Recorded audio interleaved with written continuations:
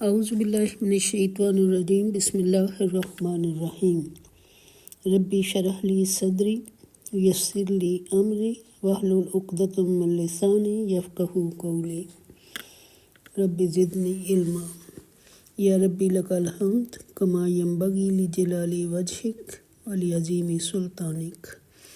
السلام علیکم ورحمۃ اللہ وبرکاتہ۔ دعائے خیر کے ساتھ حاضر خدمت ہوں۔ آج چوتھا پارہ ہم دیکھیں گے۔ اس میں سورۃ آل عمران کے قرآن مجید کے چوتھے پارے میں سورۃ آل عمران کے آخری 11 رکوع ہیں، یعنی رکوع 10 تا 20، اور سورہ نساء کے ابتدائی 3 رکوع شامل ہیں۔ سورہ آل عمران کے 10ویں رکوع میں آگاہ کیا گیا کہ نیکی تو اس شخص کی ہے جو اپنی محبوب شے اللہ کی راہ میں لگا دے۔ لن تنالوا البر حتی تنفقوا مما تحبون وما تنفقوا من شیء فإن اللہ بہ علیم۔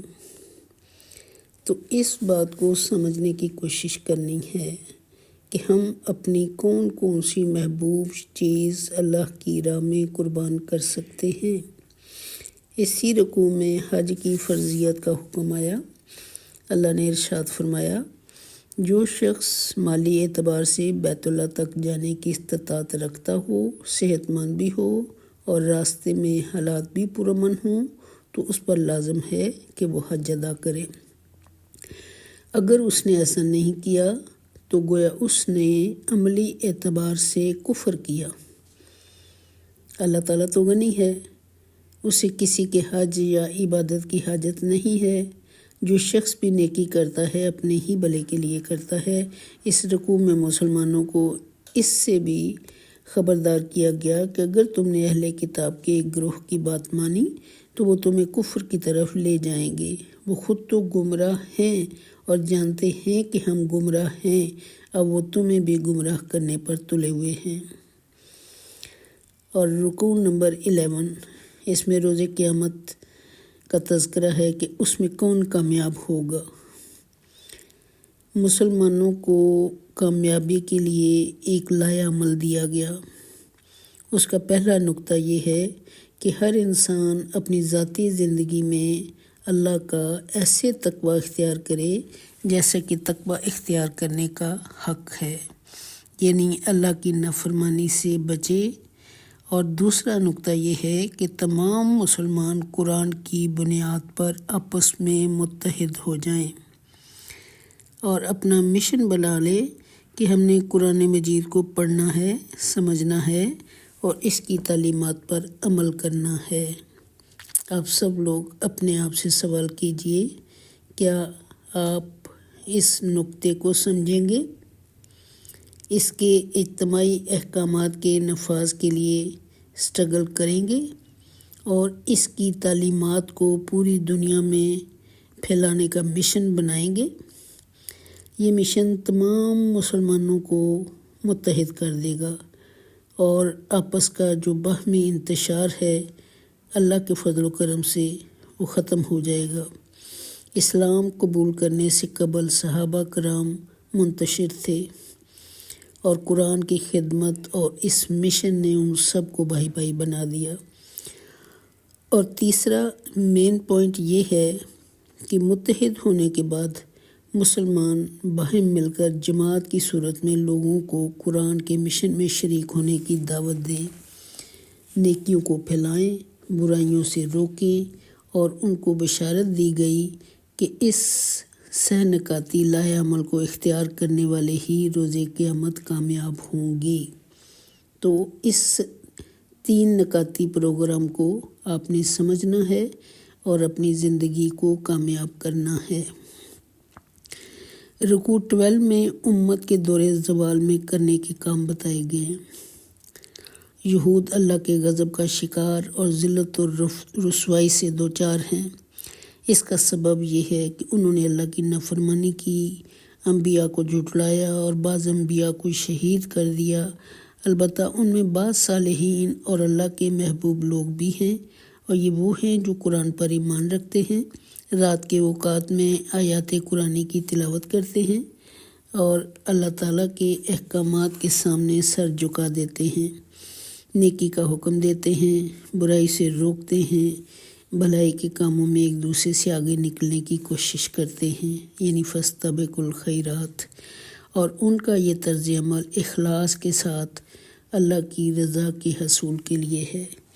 اللہ ہمیں بھی یہ صفات عطا فرمائے، کیونکہ آج ہم مسلمان دنیا میں ذلت و رسوائی سے دوچار ہیں۔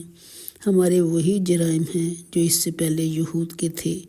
ہم میں سے ایسے افراد اللہ کے محبوب بن جائیں گے جو ان اللہ کی بتائی ہوئی باتوں پہ چلے گے۔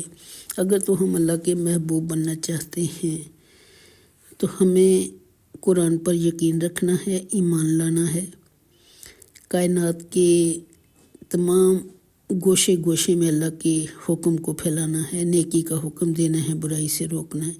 اور اگر ہم ایسا نہیں کرتے تو پھر جو جرائم یہود اور نصارہ نے کیے تھے اور اللہ تعالیٰ نے ان کو ذلت و رسوائی سے دوچار کیا، اللہ نہ کرے ہم اس ذلت و رسوائی سے دوچار ہوں جو کہ اس وقت ہم ہو چکے ہیں۔ اس ذلت و رسوائی کو ختم کرنے کے لیے آپ نے خود کو چیک کرنا ہے کہ دنیا میں پھیلا انتشار اور زوال کہیں اس کے ذمہ دار ہم تو نہیں ہیں؟ کیا ہم یہودیوں اور نصارہ کی نقل نہیں کرتے؟ اگر کرتے ہیں تو ہم زوال کے ذمہ دار ہیں، انتشار کے ذمہ دار ہیں، تو ہمیں ان چیزوں سے دور رہنا ہے۔ اور رکوع نمبر 13 میں بتایا گیا کہ اللہ کی مدد کب آتی ہے اور کیسے آتی ہے۔ غزوہ احد میں پیش آنے والے واقعات پر تبصرہ ہے۔ اس موقع پر اللہ نے وعدہ فرمایا کہ اگر مسلمان صبر و استقامت کا مظاہرہ کرتے ہوئے اطاعت کریں گے، اللہ کی اطاعت کریں گے، تو اللہ نے فرمایا میں فرشتوں کے نزول کے ذریعے ان کی مدد کروں گا۔ مدد کی یہ بشارت مسلمانوں کی ہمت بڑھانے اور انہیں خوش کرنے کے لیے ہے۔ حقیقت میں مدد تو صرف اللہ ہی کی طرف سے آتی ہے اور وہی فیصلہ کن کردار ادا کرتی ہے۔ مسلمانوں نے چونکہ مجموعی طور پر صبر و استقامت کا مظاہرہ نہیں کیا، لہذا انہیں عطا کی جانے والی فتح جو تھی وہ شکست میں بدل گئی۔ اور رکوع نمبر 14 میں بتایا کہ مسلمان کب غالب ہوں گے۔ اس میں سود کی حرمت کا ذکر ہے، جس کے تحت سود پر سود یعنی سود مرکب کو حرام قرار دیا گیا۔ یہ ابتدائی حکم تھا۔ سود کی ہر صورت کی حرمت کا حکم سورۃ البقرہ کے 48 رکوع میں آ چکا ہے۔ اس کے بعد اللہ نے اس رکوع میں مسلمانوں کو تسلی دی کہ وہ غزوہ احد میں وقتی شکست پر مایوس نہ ہوں اور نہ ہمت ہاریں، نہ غمگین ہوں، اور اللہ نے فرمایا غالب تم ہی رہو گے بشرطے کہ تم مومن ہو، اور آخرکار غالب مسلمان ہی ہوں گے بشرطے کہ وہ اپنے دلوں میں حقیقی ایمان پیدا کریں۔ اللہ نے وقتی شکست آزمائش کے لیے دی تاکہ ظاہر ہو جائے کہ اس مشکل وقت میں کون دین حق پر ڈٹا رہتا ہے اور کون رخ پھیر لیتا ہے۔ پھر کچھ ساتھیوں کو شہادت کی سعادت ملی جس کی آرزو کر کے وہ میدان میں آئے تھے۔ رکوع 15 میں اللہ تعالیٰ نے فرمایا کہ اللہ والے جو ہوتے ہیں وہ کون ہوتے ہیں۔ اس رکوع میں آگاہ کیا گیا اللہ کے نبی کے مشن کے ساتھ جو مل جاتے ہیں وہ اللہ والے ہوتے ہیں، اور دین کے غلبہ کے لیے جو سٹرگل کرتے ہیں وہ اللہ والے ہوتے ہیں، اور جو اللہ کی راہ میں ڈٹے رہتے ہیں، جنگ کرتے ہیں، جنگ کے دوران تکالیف برداشت کرتے ہیں، ہمت نہیں ہارتے، کمزور نہیں پڑتے، باطل کے سامنے جھکتے نہیں ہیں، وہ اللہ والے ہیں۔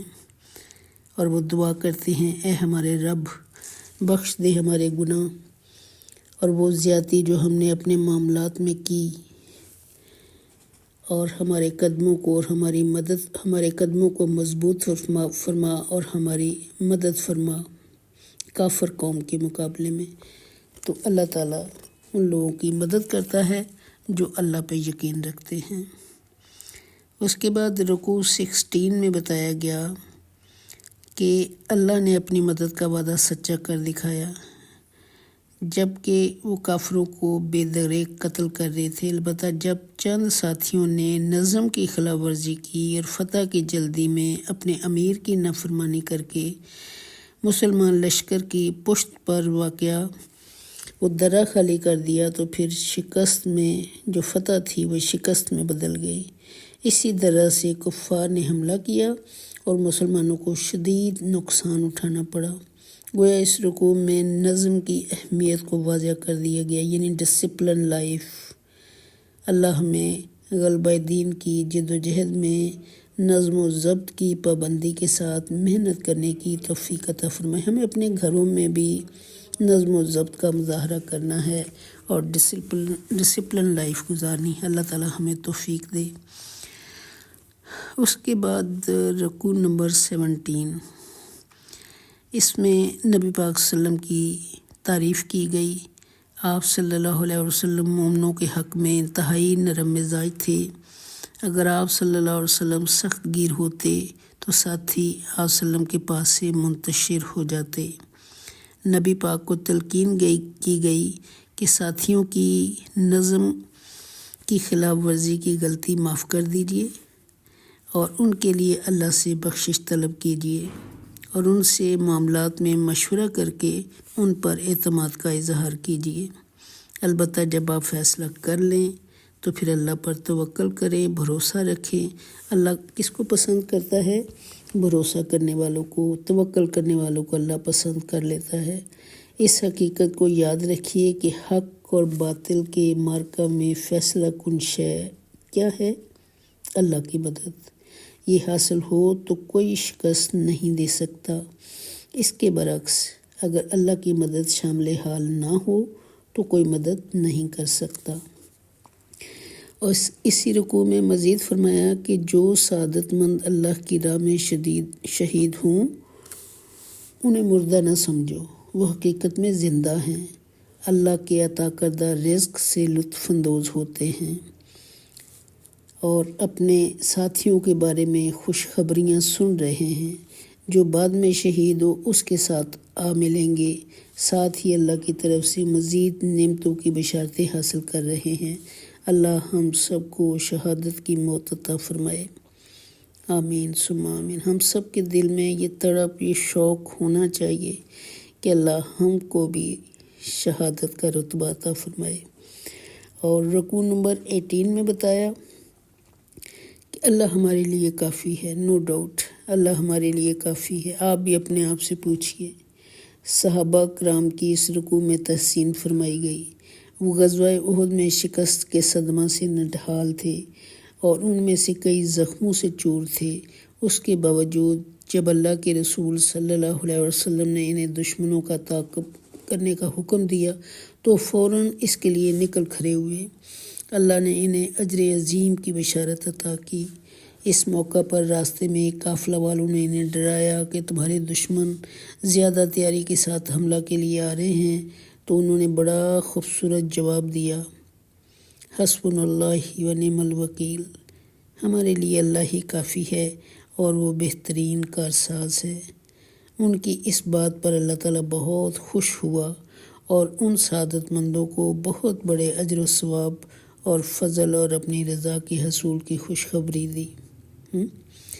تو یہ دعا ہم بھی جب ہم مشکل میں ہوں، جب ہم تکلیف میں ہوں، جب کوئی ہمیں کسی چیز سے ڈرائے تو ہمیں بھی چاہیے کہ یہی دعا کریں۔ اللہ تعالیٰ اس سے بہت خوش ہوتا ہے اور اللہ تعالیٰ ہماری مدد فرماتا ہے۔ اور رکوع نمبر 19 میں فرمایا کہ کل نفس ذائقۃ الموت، کہ ہر جان موت کا ذائقہ چکھنے والی ہے۔ اور پھر فرمایا تمہیں تمہارے اجر دیے جائیں گے روز قیامت۔ یہ دنیا دارالعمل ہے اور دارالامتحان ہے، نتیجہ قیامت کے دن نکلے گا۔ پس جو کوئی بھی بچا لیا گیا جہنم کی آگ سے اور داخل کر دیا گیا جنت میں، بس وہ کامیاب ہو گیا اور دنیا کی زندگی کچھ بھی نہیں مگر دھوکے کا سامان۔ اللہ ہمیں اس دنیا کے دھوکے سے محفوظ فرمائے اور اس میں رہتے ہوئے آخرت کی تیاری کی توفیق عطا فرمائے۔ ہم سب کو یہ تیاری آج سے شروع کر دینی چاہیے، ابھی سے شروع کر دینی چاہیے، کل ہو نہ ہو۔ ہمیں اپنی گزشتہ لغزشوں کی اللہ سے معافی مانگنی چاہیے اور ارادہ کر لینا چاہیے کہ اللہ ہم ذکر بھی کریں گے، فکر بھی کریں گے، مگر آپ کی مدد چاہیے، اور اللہ ہمیں سیدھے راستے پر چلا۔ اللہ کی معرفت و سیدھے راستے کی ہدایت ان لوگوں کو نصیب ہوتی ہے جو کائنات پر غور و فکر کرتے ہیں اور ہر حال میں اللہ کا ذکر کرتے ہیں۔ ایسے لوگ حقائق کو پا لیتے ہیں اور حقیقی ایمان کے نور سے ان کے باطن جو ہے وہ چمکنے لگتے ہیں، منور ہو جاتے ہیں۔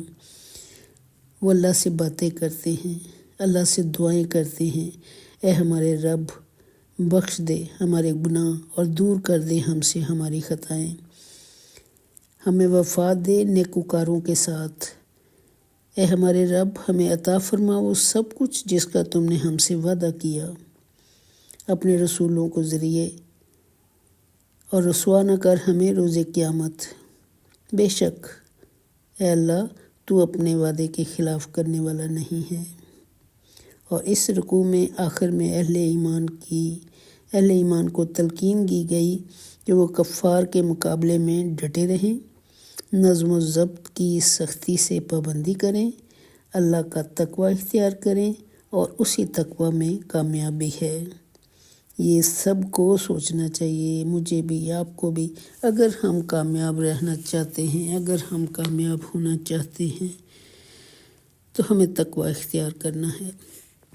اس کے بعد سورۃ النساء ہے، اس کے رکوع نمبر 1 میں خواتین یتیموں کے حقوق ادا کرنے کی تلقین کی گئی۔ ارشاد ہوا کہ خواتین کو ان کے مہر خوشی خوشی ادا کیا کرو۔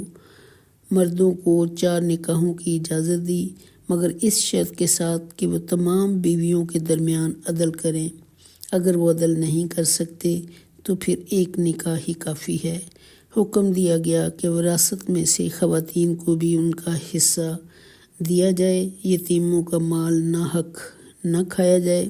جو یتیم کا مال ناحق کھاتا ہے تو گویا وہ اپنے پیٹ میں آگ بھر رہا ہے۔ اپنے ارد گرد یتیموں اور مسکینوں کو دیکھیے اور جہاں تک ہو سکے ان کی ہیلپ کیجیے، ان سے پیار کیجیے، ان کو عزت دیجیے۔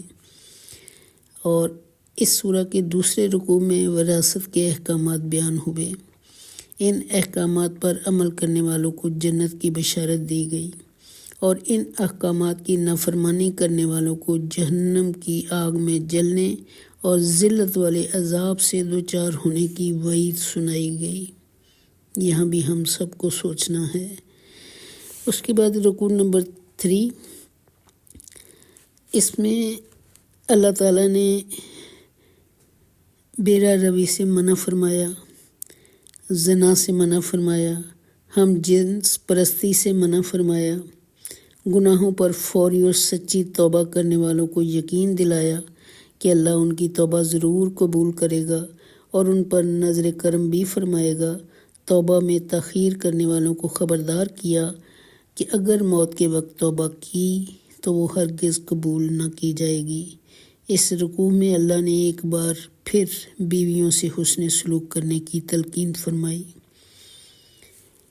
تو سچی توبہ کرنی چاہیے اور آل ٹائم استغفار کرنا چاہیے، اپنے حقوق جو اللہ نے بتا دیے ان کو پورا کرنا چاہیے۔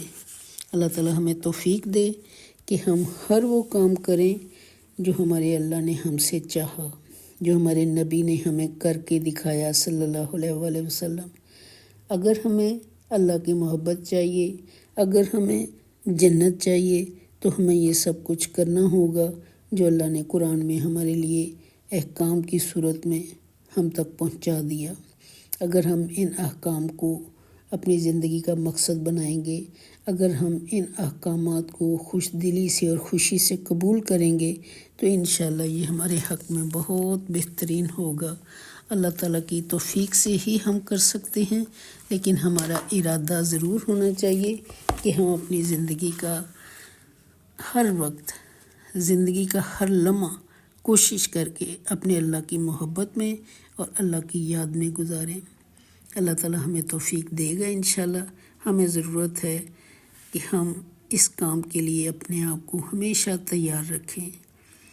آمین ثم آمین۔ اللہ تعالیٰ ہم سب کے لیے خیر و برکت لائے، اور اللہ تعالیٰ ہم سب کے گناہوں کے لیے ہمیں معاف کر دے۔